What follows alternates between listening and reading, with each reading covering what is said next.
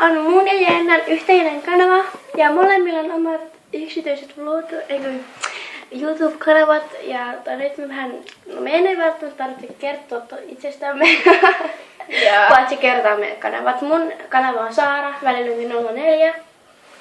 No niin, sun mulla on Jensku, siis iso J Jensku. Ja sitten välilyönti Emilia ja E on iso.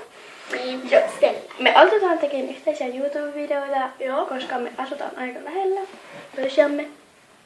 Puoli kilsaa vai ei kilsaa? Ei edes ole kilsaa. Puoli kilsaa. Ei oo sit. Onhan. Joku 500 metriä. Ihan sama. Ja me asutaan kuitenkin aika lähellä. Ja sitten saa lähettää meille postia ja mulla on näin paljon postia. Joo, ton kanavalle. Mulla ei oo yhtään, koska äiti vihaa, että äiti sanoi, että en mä saa pistää. Mutta sä voit sanoa meidän luokkaille laittaa mulle postia. Mut kun mä oon niin parempi, niin mä saan enemmän postia kuin sä.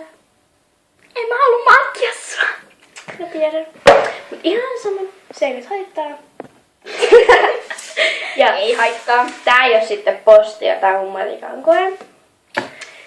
Hei, sä sait paremman kuin mä! Paljon sä sait?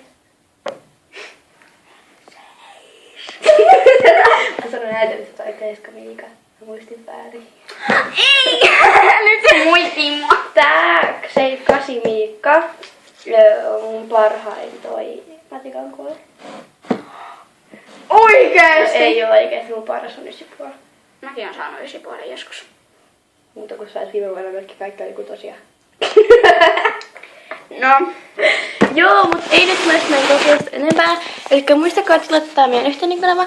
Ja me laitetaan meidän sosiaaliset mediat tonne alas. Seuratkaa.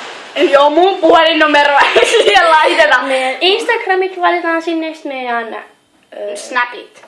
Snapchatit ja sitten ton Aski. Mun Aski, mä en enää käy siellä. Ei sitä laiteta Askiin, molemmien Instagramit ja Snapchatit. Oliko siinä kaikki?